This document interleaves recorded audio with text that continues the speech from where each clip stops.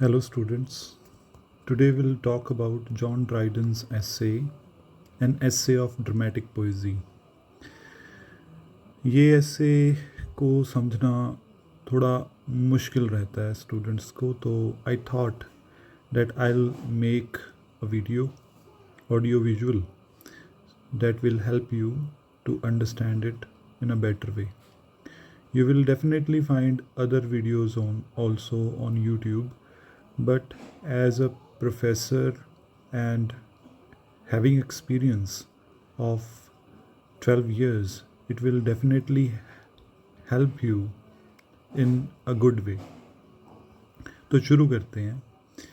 John Dryden का एसे an essay of dramatic poesy 1668 में ये पब्लिश हुआ. इसी साल में जॉन ड्राइडन को ऑफिशियली पोइट लॉरियटशिप भी मिली थी. ऐसे के टाइटल को समझना बहुत ही ज़रूरी है. तो टाइटल में ही ऐसे है कि एक लेख है ड्रामेटिक पोइजी के ऊपर. पोइजी का मतलब होता है पोइट्री के ऊपर. तो ड्रामेटिक पोइट्री, ड्रामा, एक्चुअली ये ड्रामा के ऊपर एक ऐसे लिखा गया है कि कौन सा ड्रामा अच्छा है और कौन सा बुरा. मैं बुरा तो नहीं कहूँगा कि क्वालिटीज़ में किस में क्वालिटीज़ कम हैं और किस में ज़्यादा हैं. तो ये इंग्लिश लिटरेरी क्रिटिसिज्म का पहला वर्क माना जाता है कि लिटरेरी क्रिटिसिज्म, साहित्यिक आलोचना में ये पहला वर्क माना जाता है जो कि जॉन ड्राइडन ने लिखा था. और इस ढंग से लिखा, इस ढंग से स्ट्रक्चर किया जिसमें 4 लोग आपस में बात कर रहे हैं. क्राइट्स, यूजेनियस, लिसीडियस और निंडर, जो कि जॉन ड्राइडन खुद है. ये 4 लोग आपस में बातचीत कर रहे हैं. और ये किन विषयों के ऊपर बातचीत कर रहे हैं. ये सबसे पहले तो ये ड्रामा, जो एंशिएंट ड्रामास थे और जो मॉडर्न ड्रामास हैं, इनमें क्या डिफरेंस है इसके बारे में बात करते हैं. और बाद में जो उस टाइम में 16th सेंचुरी में पर्टिकुलरली जो फ्रेंच ड्रामा है जो कि काफ़ी फेमस हो चुका था, वो अच्छा है या इंग्लिश ड्रामा अच्छा है, इसके बारे में बात की जाती है. और तीसरा कि ड्रामा जो है, ड्रामेटिक पोइट्री जो है, वो उसका पर्पस क्या है, क्यों प्लेज लिखे जाते हैं. तो ये 3 चीज़ों के ऊपर ये पूरा ऐसे आपको समझने को मिलता है. तो इसमें क्राइट्स जो है वो एंशिएंट क्लासिकल ड्रामा के बारे में बात करता है. तो इसको याद करने का मैंने एक मेथड क्रिएट किया है कि 4 लोग हैं और चारों अलग अलग ड्रामास को रिप्रेजेंट कर रहे हैं. क्राइट्स जो है वो क्लासिकल ड्रामा को रिप्रेजेंट कर रहा है. सी से क्राइट्स और सी से क्लासिकल, तो सी मैंने कोड बनाया. यूजीनियस जो है वो मॉडर्न ड्रामा यानी कि 16th सेंचुरी, जिस समय में ये प्लेज लिखे गए, जिस समय में जॉन ड्राइडन था, उस समय में कौन से राइटर्स थे उस सदी के, तो वो मॉडर्न ड्रामा था उसके लिए, उस टाइम के लिए, उसका कंटेम्प्रेरी यूरोपियन ड्रामा.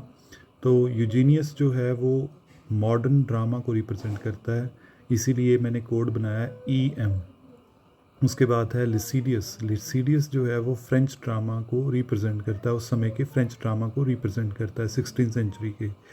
और निंडर जो है वो क्या कहेगा, निंडर ने अपने देश इंग्लैंड को ही रिप्रेजेंट करना है और वो जॉन ड्राइडन खुद है. तो अब हम बात करेंगे थोड़ा और, इसको डिटेल में समझने की कोशिश करेंगे. सबसे पहले बात होती है एंशिएंट वर्सेस मॉडर्न की. तो एंशिएंट प्ले राइट्स थे, है ना. सोफोक्लीस था, यूरिपिडीज था, जहाँ से कहा जाता है कि प्लेस की शुरुआत हुई. तो जो क्राइट्स था उसने एंशिएंट प्लेस को पढ़ा, सोफोक्लीस के एडिपस रेक्स को पढ़ा, यूरिपिडीज के प्लेस को पढ़ा. तो वो बड़ा उससे प्रेरित हुआ, बहुत ज़्यादा उससे वो उसको अच्छे लगे वो प्लेस. तो वो कहने लगा कि भाई ये एंशिएंट प्लेस तो बहुत अच्छे हैं. एंशिएंट प्लेस में तो सोफोक्लीस, यूरिपिडीज ये नाटककार हैं जिन्होंने एक अच्छा ड्रामा, अच्छे नाटक पैदा किए. और उन्होंने तो वो रूल्स को भी फॉलो किया। ये रूल्स कौन से हैं? यूनिटीज़ के रूल हैं, unities of time, place and action. Unities of time, place and action का मतलब है कि जो एक प्ले है वो एक टाइम में बंधा होना चाहिए, 24 घंटे में ही वो बंधा होना चाहिए। यूनिटी ऑफ प्लेस का मतलब है वो एक ही देश की कहानी बताता हो वो प्ले। और एक्शन का मतलब है कि सिर्फ एक ही कहानी उसमें होगी, सब प्लॉट्स नहीं होने चाहिए। तो क्राइट्स को लगा कि ये जो सारी क्वालिटीज़ हैं, खास करके unities of time, place and action, ये सिर्फ आपको इसी में मिलेंगी, एंशंट प्लेस में ही मिलेंगी। तो उसने बड़ा उसको कहा कि भाई वेल स्ट्रक्चर्ड प्लेस हैं एंशंट प्लेस जो हैं। तो इसके कंट्रास्ट में यूजीनियस उसके साथ बात कर रहा था, और यूजीनियस जो है वो मॉडर्न जो हैं प्ले राइट्स जो उसके अपने समय के हैं, वो खास करके शेक्सपियर, उससे वो बहुत ज़्यादा प्रेरित था। वो कहता नहीं, एंशंट ज़्यादा अच्छे नहीं हैं, बल्कि मॉडर्न्स ने सरपास कर दिया है एंशंट्स को। और शेक्सपियर हमारा जो है उसने तो ड्रामा में नए डायमेंशंस क्रिएट किए हैं। उसने तो एक नए तरह का प्ले की इन्वेंशन की जिसको ट्रेजिक कॉमेडी कहते हैं, जो कि एक मिक्स है ट्रेजेडी और कॉमेडी जॉनर के प्लेस को। उसके बाद यूजीनियस और क्राइट्स की बात होने के बाद बात होती है फ्रेंच ड्रामा और इंग्लिश ड्रामा की। तो जैसे कि पहले टेबल में दिखाया गया कि इंग्लिश ड्रामास को रिप्रेजेंट करने के लिए हमारे पास निंडर है जो कि जॉन ड्राइडन है, और दूसरी तरफ फ्रेंच ड्रामा को रिप्रेजेंट करने के लिए लिसीडियस है। अब जो लिसीडियस था उस समय के 16th सेंचुरी के जो प्ले राइट्स थे, खास करके कॉर्नीले और रिसाइन, उनके प्लेस को लेके वो बहुत ज़्यादा प्रभावित हुआ।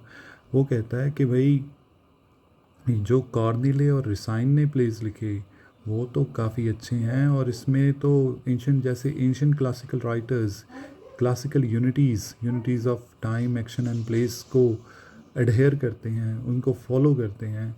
तो फ्रेंच प्लेस तो बहुत अच्छे हुए, आज के टाइम के जो फ्रेंच प्लेस हैं वो बहुत अच्छे हुए, क्योंकि वो भी क्लासिकल यूनिटीज़ को फॉलो करते हैं। तो पर निंडर कहने लगा, जो कि ड्राइडन खुद है, वो कहता नहीं, हमारा इंग्लिश ड्रामा अच्छा है, हमें कहीं और जाने की ज़रूरत नहीं है। हमें ये भी समझना होगा कि ये जो चार जो लोग हैं जो आपस में बात कर रहे हैं सभी इंग्लिश हैं, इंग्लैंड के लोग हैं, ये बात कर रहे हैं, और वो बात कहीं और जगह के लोगों के साथ बात कर रहे हैं। ठीक है, मतलब वो दूसरे देश के प्लेस के बारे में बात कर रहे हैं। पर निंडर कहता है यार अपने देश की बात करो ना, हमारा जो प्लेस हैं वो क्या कम कम है कहीं से? माना कि फ्रेंच थिएटर में बड़े रिजिड रूल्स के साथ, क्लासिकल यूनिटीज़ के साथ वो चलते हैं, पर हमारे प्लेस फ्लेक्सिबल हैं। हमारे प्लेस में शेक्सपियर है, शेक्सपियर के प्लेस, शेक्सपियर के बारे में जो बात की जाती है कि Shakespeare did not need the spectacles of book to read nature.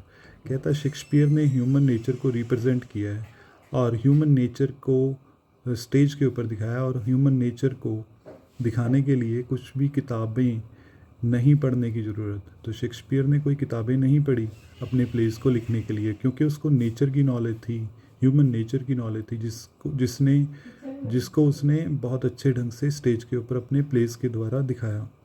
तो और निंडर कहता है कि शेक्सपियर सिंगल राइटर के कारण हमारा इंग्लिश ड्रामा बहुत अच्छा है। Shakespeare is the most sublime of all, सबसे उत्तम है वो, सबसे ऊंचे दर्जे पर है।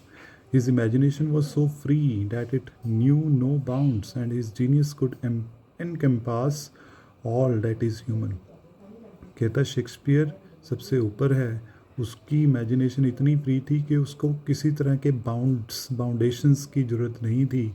उसका जो जीनियस था वो सारे ह्यूमंस को इनकैम्पास कर जाता है।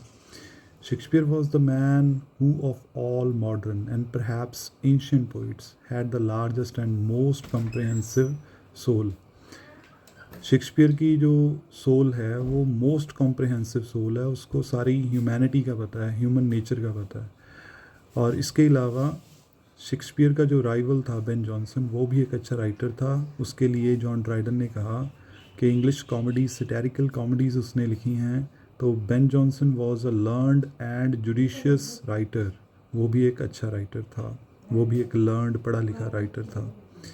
उसके बाद जो डिस्कशन में आया वो था, जो निंडर ने बात की, वो थी the role of delight and instruction in drama. Drama का पर्पज़ क्या है, जो तीसरा पॉइंट था। ड्रामा का पर्पज़ है डिलाइट एंड इंस्ट्रक्शन, खुशी भी देनी है और लोगों को इंस्ट्रक्शन भी देनी है, लोगों को नॉलेज भी देनी है, लोगों की विजडम भी क्रिएट करनी है। Delight is the chief, if not only the end of poesy, instruction can be admitted but in second place. सबसे बड़ा तो जो रोल है ड्रामा का वो खुशी पहुंचाना है, पर सेकंड प्लेस आप इंस्ट्रक्शन को देंगे। ये जो सेम थॉट है ये होरेस और अरिस्टोटल का भी थॉट था। होरेस और अरिस्टोटल एंशियंट क्लासिकल राइटर्स हैं, उन्होंने भी यही कहा था कि जो ड्रामाज हैं वो डिलाइट और इंस्ट्रक्शंस का ही उनका मेजर पर्पस है। तो ये उसने बात की। उसके अलावा जॉन ड्राइडन ने खुद हीरोइक ड्रामाज लिखे जो कि राइम स्कीम में लिखे गए, और उन्होंने कहा कि भाई राइम स्कीम के साथ ही प्लेस को लिखा जाना चाहिए, प्रोज फॉर्म में नहीं बल्कि वर्स फॉर्म में राइम स्कीम के साथ प्लेस को लिखा जाना चाहिए। तो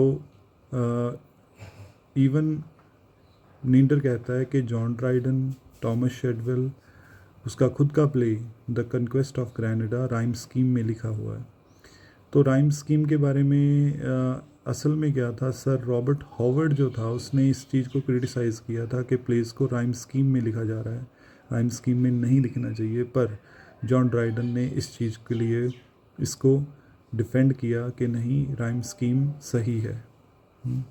तो ये था आपका, आगे आपको MCQs मिल रहे हैं जो सभी क्वेश्चंस आए हुए हैं पिछले सालों के। आप पॉज करके ये सभी क्वेश्चंस को डील कर सकते हो, और UGC नेट की गाइडेंस के लिए आप मुझे अप्रोच कर सकते हो मेरे YouTube चैनल के थ्रू। और इसके अलावा आपको अगर इस PDF की ज़रूरत है तब भी आप मेरे से कांटेक्ट कर सकते हो। Thank you so much.